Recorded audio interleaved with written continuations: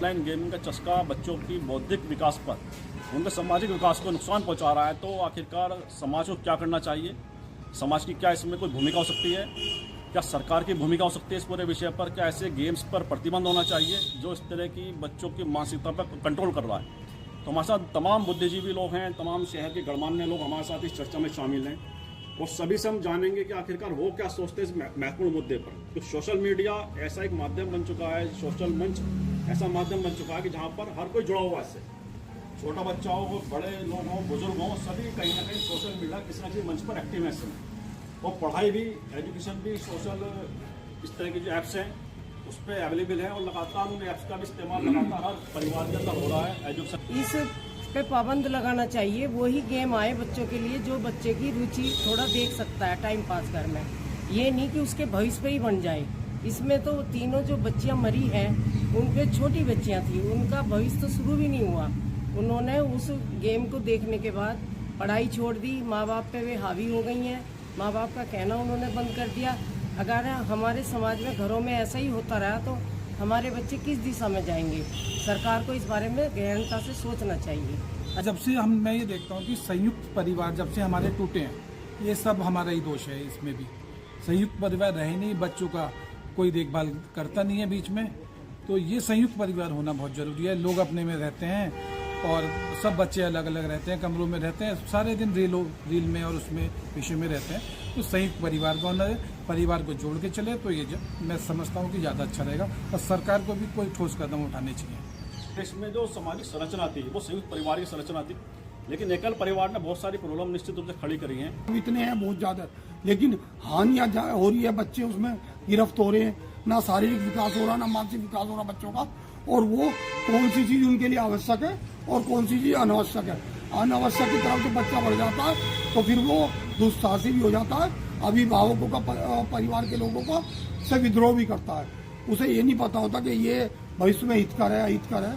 तो मैं समझता हूँ कोई प्राधिकरण बने, अथॉरिटी बने, उसके सम्मुख पहले वो चीज जाए और पब्लिश होने से पहले और किसी भी प्लेटफॉर्म पे आने से पहले उसको सेंसर किया जाए, जिससे सेंसर बोर्ड है। और हमारे साथ युवा भी हमारे बीच है इस समय। रुद्राक्ष, ये दो पहलू हैं, हम सिर्फ एक पहलू देख रहे हैं। दूसरा पहलू ये है कि कंटेंट क्रिएशन, गेमिंग एक सबसे बूमिंग सेक्टर है आज के टाइम का।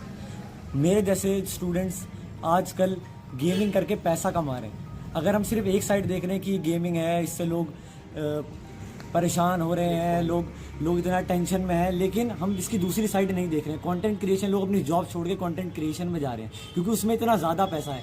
अगर आपने अभी मोदी जी की पिछले हफ्ते परीक्षा पे चर्चा देखा हो, जो उनका भी लाइव आया था, उसमें उन्होंने स्टूडेंट्स से बात करी ऑल ओवर इंडिया में। उन्होंने उसमें कहा कि गेमिंग में जाओ। मोदी जी ने खुद ये कहा है कि गेमिंग में जाओ। गलती पेरेंट्स की है कि वो गाइड नहीं कर रहे हैं अपने बच्चों को, ना उन पर प्रॉपर गाइडेंस है कि बच्चे क्या कर रहे हैं। मेरे हिसाब से वही एक परेशानी है। गेमिंग या कंटेंट क्रिएशन या OTT is not a problem, it's a solution for people जो बेरोजगार हैं, जिनके पास कुछ करने को नहीं है, जो 9 to 5 में फंसे हुए हैं। मैं आज रील्स उठाता हूँ तो मैं देखता हूँ 9 to 5 वाले भी कंटेंट क्रिएशन में जा रहे हैं क्योंकि उन्हें पता है वो थक चुके हैं 9 to 5 कर करके। तो वो चीज़ बहुत ज़्यादा बूमिंग है, AVGC सेक्टर बहुत ज़्यादा बूमिंग है। तो मेरे हिसाब से जो प्रॉपर गाइडेंस है उन चीज़ों से पेड़ छुटकारा मिले या कुछ ऐसा उन गेम में ऐसा कुछ नहीं है जैसा प्रचार किया जाता है, क्या लगता है? बेसिकली मेरे हिसाब से हर गेम से पहले ऐसा नहीं कोई डिस्क्लेमर नहीं दिया जाता, लेकिन आजकल क्या हो गया ना, हर बच्चे के पास इतना अकल है कि वो उस चीज़ को कैसे बाईपास कर सकता है। अगर मेरे को PUBG खेलना है ना, तो मेरे को पता है मैं उसकी सेटिंग्स में जाके कोई ऐसी चीज़ कर सकता हूँ कि मैं उसे ना खेल पाऊँ या मेरे पेरेंट्स को ना पता चले कि मैं इसको खेल रहा हूँ। इसमें मेरा पूरा पेरेंट्स पे या आपके जो भी गार्जियन है कि वो उन पे बच्चों पे कितनी नज़र रख रहे हैं। जैसे मैं हूँ, मैंने अपने बच्चों ने बहुत गेम्स खेले, लेकिन मेरे जो पेरेंट्स हैं उन्होंने मेरे को ऐसे गाइड करा कि मुझे पता है क्या चीज़ सही है और क्या चीज़ गलत है। इतने मतलब पढ़े लिखे हैं कि वो उन सब चीज़ों को, जैसे आपने कहा कि सेटिंग में जाके वो उन चीज़ों को ब्लॉक कर देते हैं, बच्चे बंद कर देते हैं, पता नहीं चल पाता कि गेम खेलेगा नहीं। क्या पेरेंट्स इतने उस मोबाइल के या उस गेम के प्रति उतनी उन्हें समझ है कि उनकी नॉलेज उनके पास है कि इस चीज़ को चेक कर सके अपने स्तर से भी कि बच्चा कर क्या रहा है हमारे मोबाइल में जाके?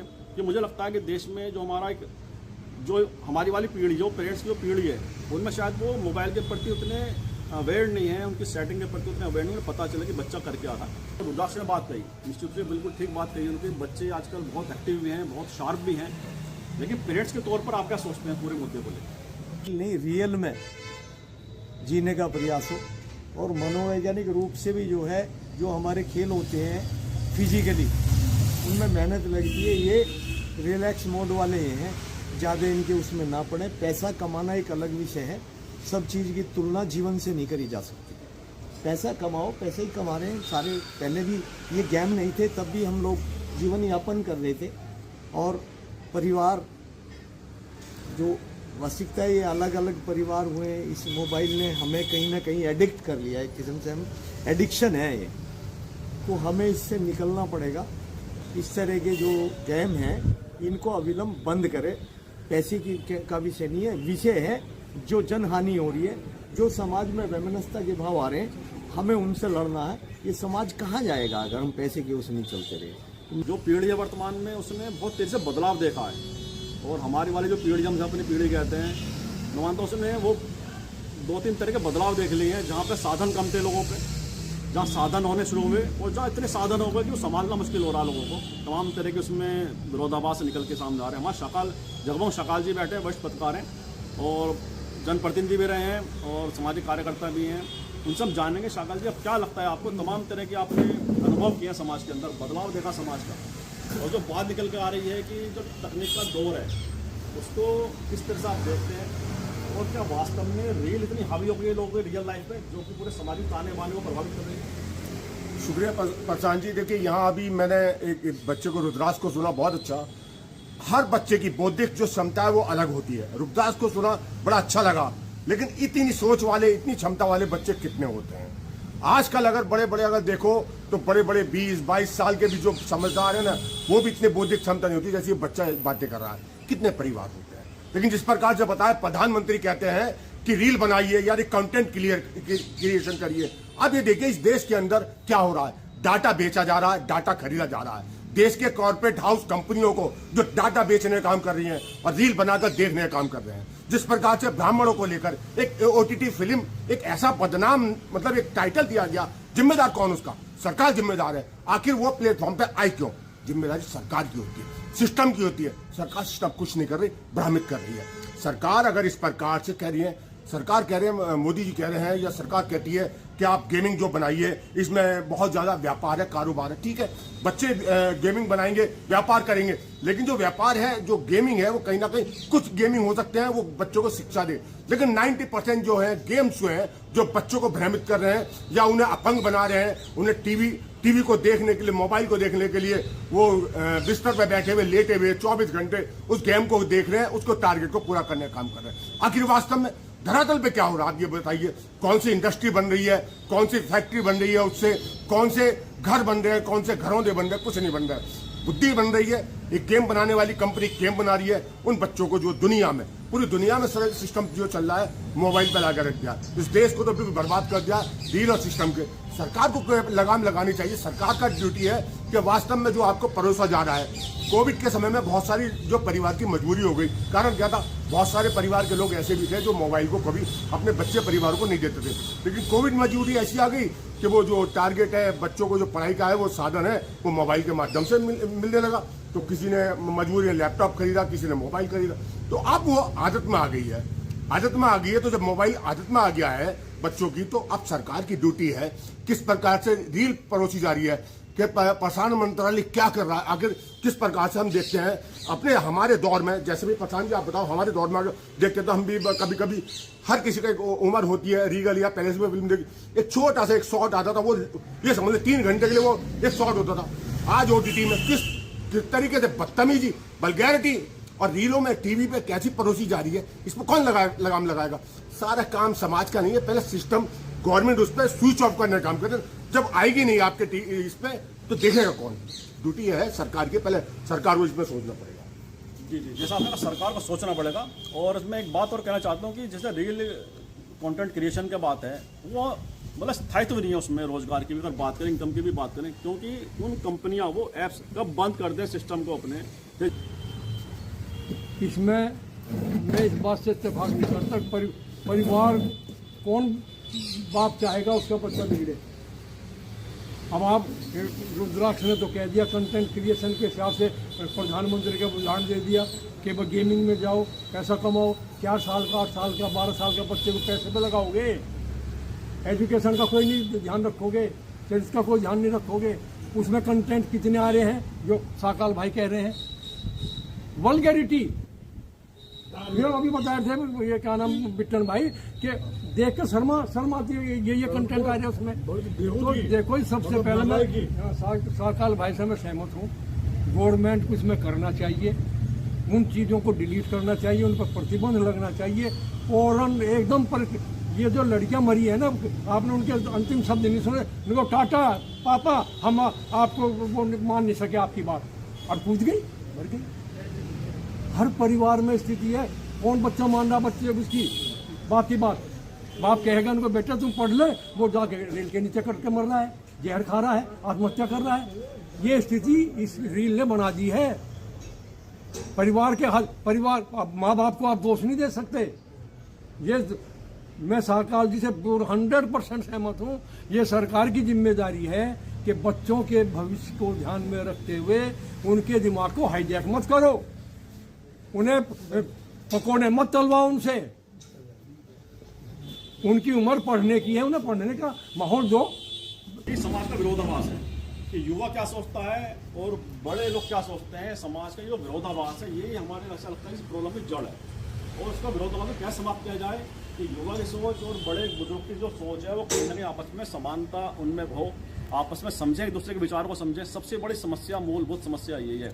और आज हमारी गोष्ठी का मतलब ये था, विचार का मतलब ये था कि युवा और बड़े जो गैप है जनरेशन का, उनकी सोच में जो गैप है उसे कैसे भरा जाए, मुख्य मुद्दा है। एकल फैमिली हो गई, एक बाप एक बेटा एक वाइफ, उसका बच्चा भी हो गया ज्यादा वो, ये पता नहीं उसका। ये जो एक एकांतवास आ गया, इससे बच्चों में जो है वो हीन भावनाएं पैदा हो गई और कोई को बताने वाला नहीं है कि क्या अच्छा है क्या बुरा है।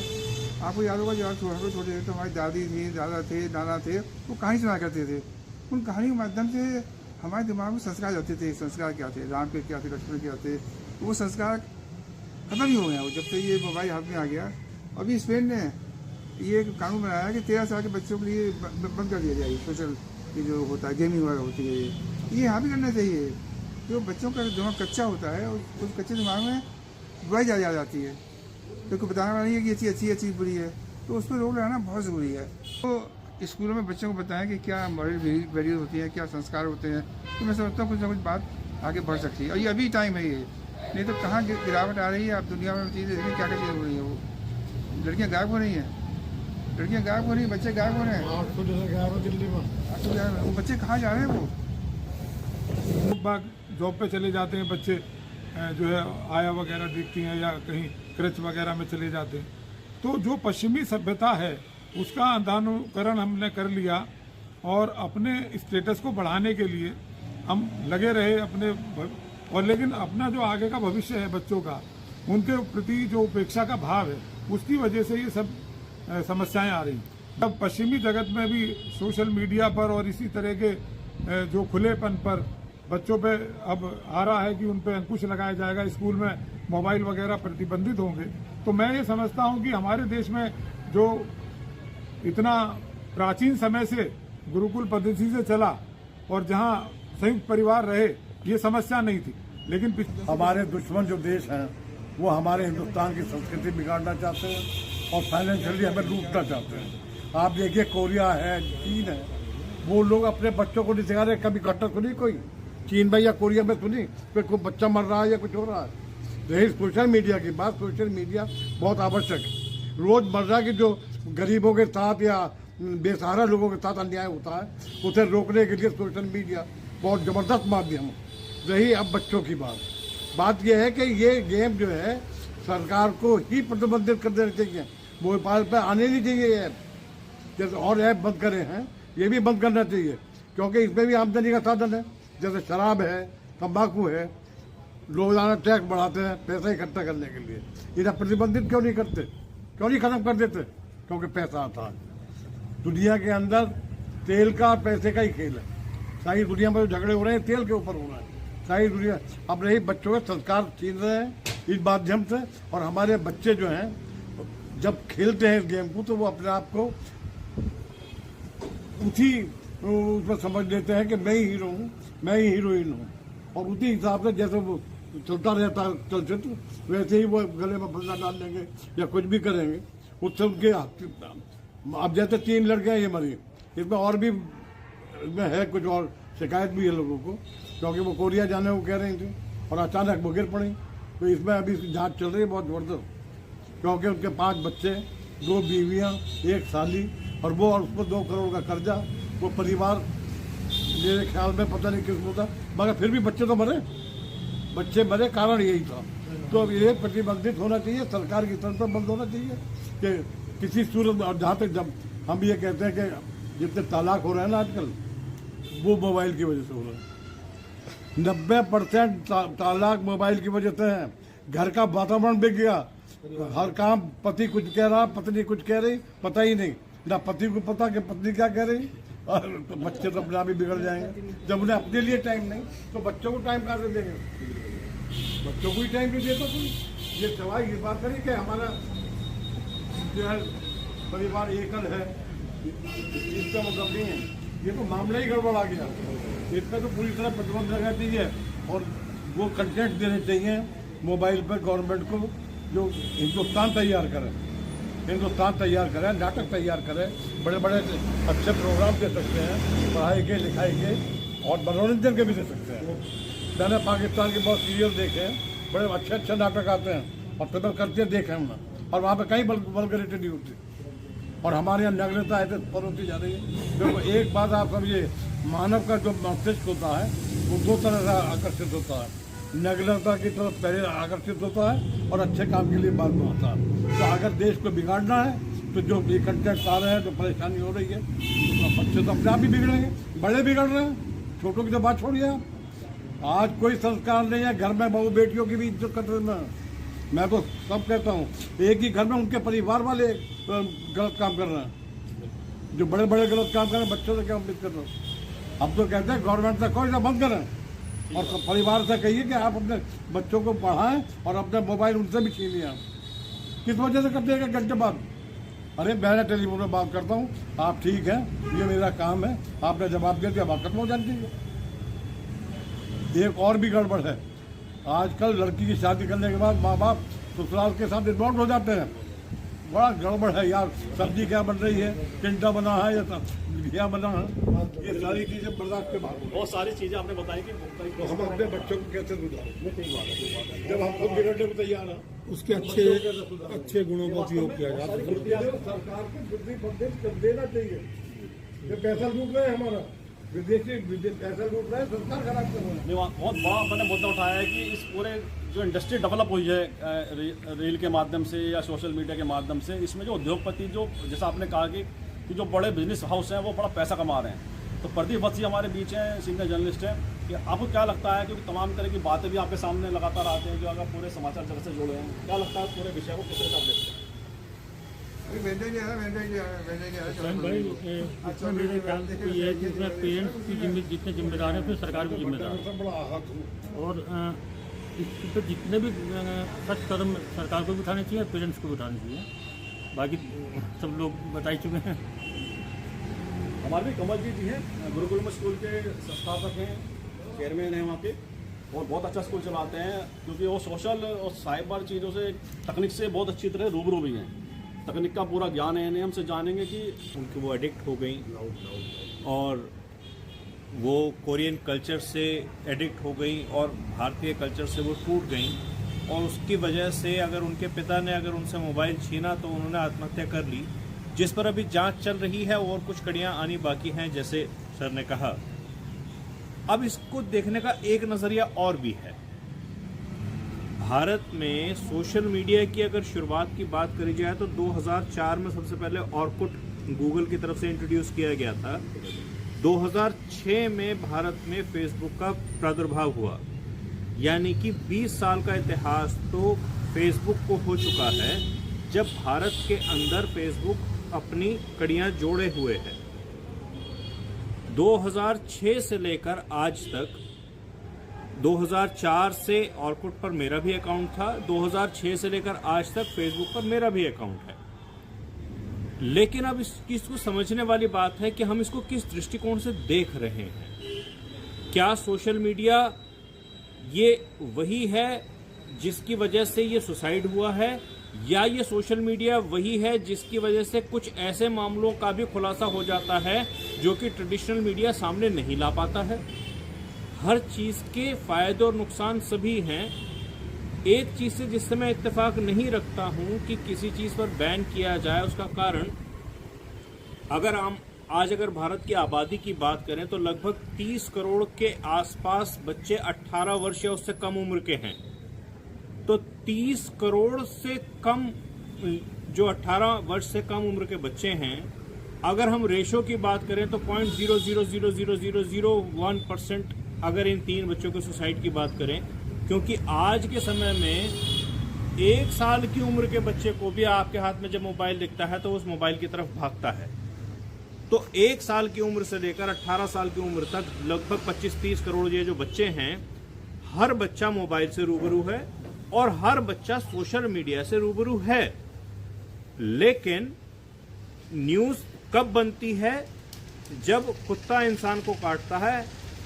नहीं, जब इंसान कुत्ते को काट लेता है।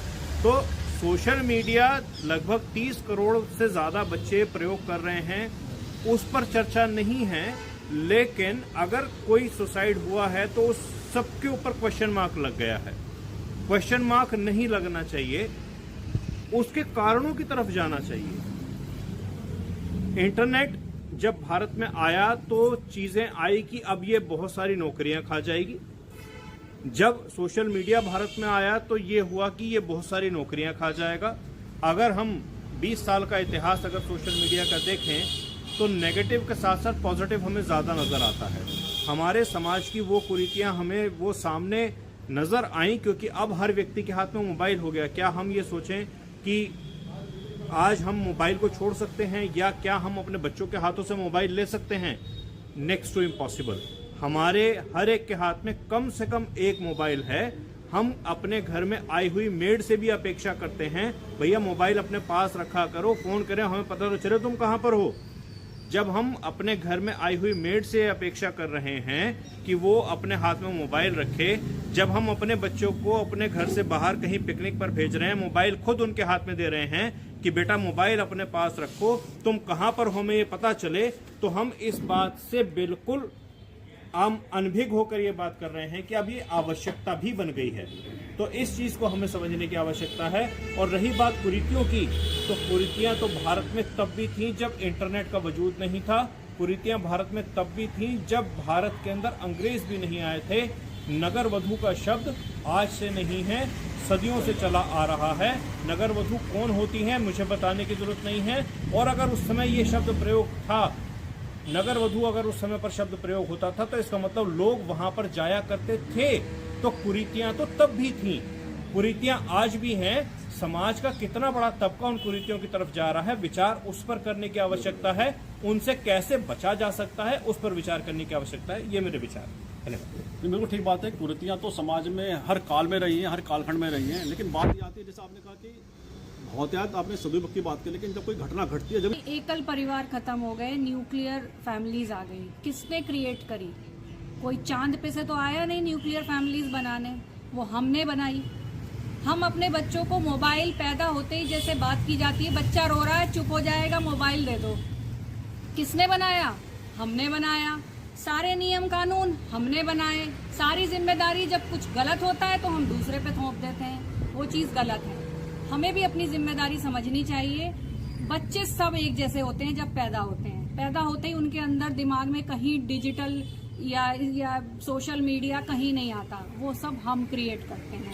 जो संस्कार हम क्रिएट करेंगे वो बच्चे के अंदर जाएंगे। ये हम सबको सबसे पहले हमें ही एक्सेप्ट करने की जरूरत है। एज अ पेरेंट हम फर्स्ट टीचर हैं उस बच्चे के। उसके बाद वो देखता है कि OTT पे क्या आ रहा है, सोशल मीडिया पे क्या आ रहा है, गवर्नमेंट की क्या लॉज हैं, वो सब बाद की चीजें हैं। पहले हम हैं, तो हम कहाँ टाइम दे रहे हैं? हमारे पास तो समय नहीं है बच्चों के लिए। जब हम समय नहीं दे रहे हैं, मैं तो ये मानती हूँ हम जितने लोग यहाँ बैठे हैं सबके ही बच्चे हैं घर में। ये है कि हम एजुकेशन पे बहुत जोर देते हैं, एजुकेशन गूगल दे देगा।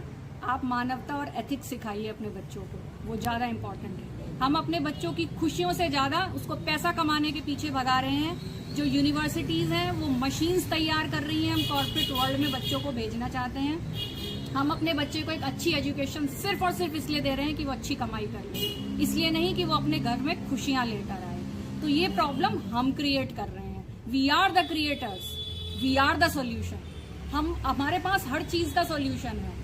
मेरे भी बच्चे हैं, मेरे भी बच्चे मोबाइल चलाते हैं, OTT भी देखते हैं, रील्स भी देखते हैं, सब कुछ देखते हैं। मेरा मानना है कि 96% लोग हैं, इसका उल्टा कहूँगी 4% लोग हैं जो अपने सपनों को पूरा करते हैं, और 96% वो हैं जो उनके सपने पूरे करने में उनकी हेल्प करते हैं। हम वो रील्स देख के उनकी हेल्प कर रहे हैं उनके सपने पूरे होने में। क्या हमारे अंदर ये समझ नहीं है?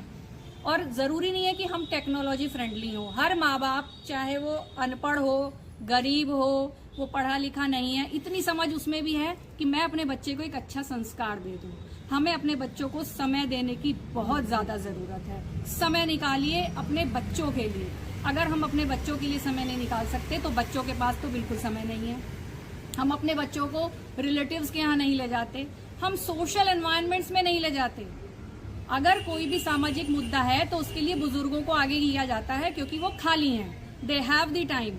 बाकी क्या हम इतने व्यस्त हैं? हमारे बच्चे क्या 24 घंटे पढ़ाई करते हैं? मैं नहीं मानती। उन्हें आप सामाजिक वातावरण से रूबरू तो करवाइए, उन्हें बताइए तो कि what are the social challenges जिनको उन्हें फेस करना है। हम फेलियर नहीं सिखा रहे बच्चों को, सुसाइड कर रहे हैं बच्चे। आज से पहले डिप्रेशन किसे पता था बताइए? आज हमारे बच्चों को डिप्रेशन पता है। What is this depression? कहाँ से आया?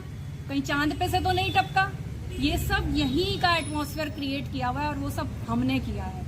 हम ही प्रॉब्लम है और हम ही सॉल्यूशन है इसका। जब तक हम नहीं कुछ करेंगे, हम दूसरों के एक्सपेक्ट करते रहें सफाई हो जाए लेकिन पड़ोसी कर दे, पॉसिबल नहीं है। सफाई खुद से ही करनी पड़ेगी। जब अपने घर की करते हैं तो अपने दिमाग की, अपने बच्चों की भी हमें सफाई करनी पड़ेगी। और कोई बच्चा ऐसा नहीं होता पैदा होते ही कि वो सोशल मीडिया की लत लग जाए उसे, या वो गलत काम करे। उससे इतना फ्रेंडली हो जाइए कि वो अगर कुछ गलत काम सोच भी रहा है तो वो डिस्कशन करेगा आपसे आके। तो मेरा ये मानना है हर चीज़ के वाकई में दो पहलू होते हैं। कुछ लॉज ऐसी बननी भी चाहिए सरकार की तरफ से कि जो बहुत इजीली हमें नेगेटिव कंटेंट मिलता है वो ना मिले, लेकिन जब तक नहीं मिल रहा है तब तक हम बैठ नहीं सकते। हमें उसका सॉल्यूशन खुद से निकालना है। यूट्यूब या तमाम दूसरे प्लेटफॉर्म जो हैं कहीं ना कहीं एक साधन ही बन गया रोजगार का, लेकिन स्थिरता नहीं है उन सब चीज़ों में। तो क्या लगता है आपको? विज्ञान अभिशाप या वरदान? तो उसमें भाई और डिबेट भी होती थी, एक पक्ष वाला बोलता था, एक विपक्ष वाला बोलता था। तो पक्ष वाला कहता था कि भाई इससे जो है, जैसे अगर एटम बॉम्ब भी है तो एटॉमिक एनर्जी भी मिल रही है और साइंस एंड टेक्नोलॉजी भी मिल रही है। दूसरी तरफ नेगेटिव वाला होता तो जो कहता था भाई इससे विध्वंस होगा, डिस्ट्रॉय होगा। तो जो भी चीज़ या जो भी नई तकनीक आती है वो अपने साथ ये दोनों चीज़ साथ लेके आती है। जैसा कि सभी वक्ताओं ने कहा भी, अभी कुलजीत भी कह रहे थे, उसमें अच्छा पक्ष भी है, बुरा पक्ष भी है।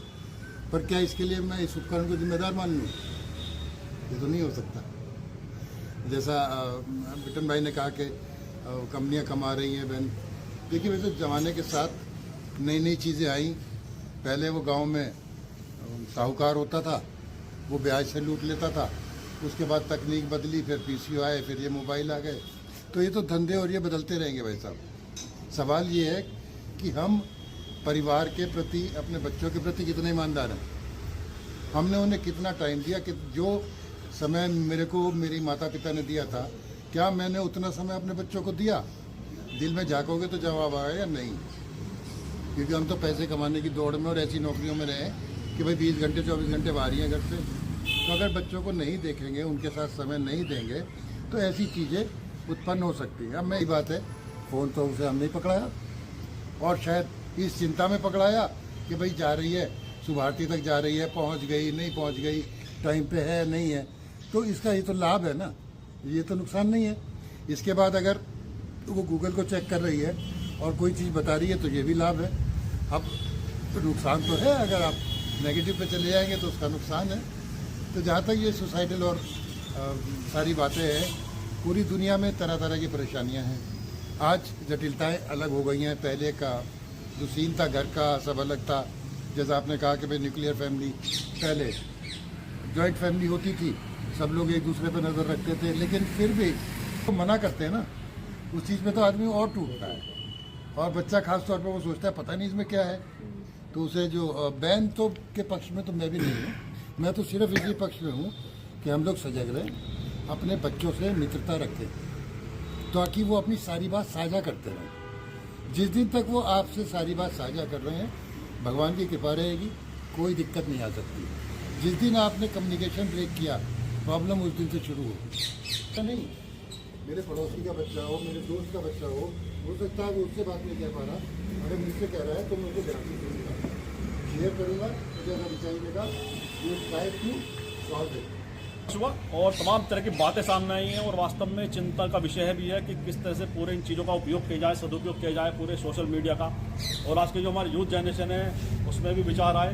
और उसका विरोधाभास तो हर विषय में हमेशा रहता है, लेकिन मेन बात है कि हम उसका सदुपयोग कैसे करें, उसमें से समाधान कैसे निकालें, ये बहुत ज़रूरी है।